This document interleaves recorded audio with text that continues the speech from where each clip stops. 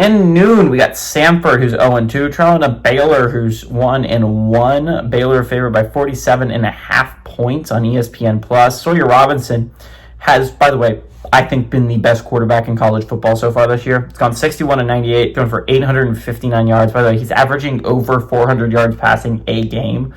7 touchdowns, 0 interceptions. Bryson Washington's had 45 carries for 169 yards and 2 touchdowns. And Ashton Hawkins has had 14 catches for 215 yards.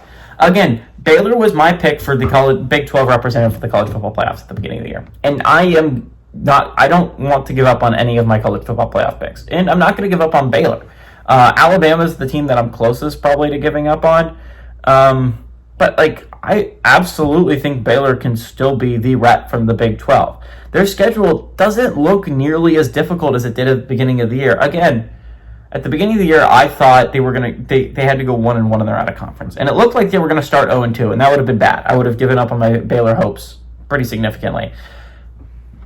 But Baylor was able to eke out a double overtime win over SMU. A good SMU team, mind you, on the road.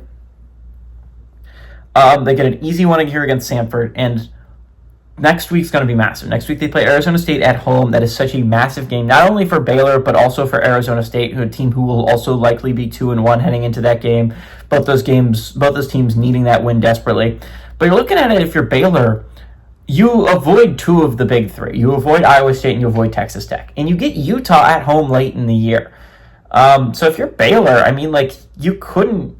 you only have 3 teams. You only play 3 teams realistically that are going to be competing for a Big 12 title this year, and that is Arizona State, TCU, and Utah, right? You get 2 of them at home in Arizona State and Utah. Now, again, at TCU has been a struggle for Baylor to find a way to win that football game. They've really struggled under Dave Aranda to find a way, and Sonny Dykes at TCU has really done a great job of being able to beat Baylor, especially at home at TCU. I don't remember the last time Baylor has been able to go on the road and beat TCU.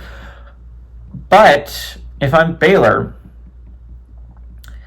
I don't think it's that bad. Again, a game that I thought would have been really hard this year was Kansas State. That game looks not bad now, right? It's a Wildcats team that's sitting 1-2. It could be eliminated after this week. You're looking at, there's a whole bunch of unknowns. We don't know if Arizona's going to be solid. We don't know if that 2-0 is real. We don't know if the 2-0 Houston's real. We don't know if 2-0 UCF is real. But from our projections right now, Baylor only plays 3 teams that are going to be competing for a Big 12 title this year. They avoid 2 of the big 3 teams that are going to be competing for a Big 12 title this year. I still think Baylor's path to the playoffs is pretty solid. I still think this is a team that all of their goals is still out in front of them. This is still a team that can lose. They can lose one of the 3 games I mentioned. They don't have to go 3-0, and they need to go 2-1 in. So all that being said, I think the Baylor Bears have put themselves in a pretty solid position. This is one of the most explosive offenses in all of college football. They need to fix that defense, but I think this is an offense that can go toe-to-toe with almost anyone in the country. Sawyer Robinson has been the best quarterback in the entire country. Give me the Baylor Bears to win and cover at home against Samford.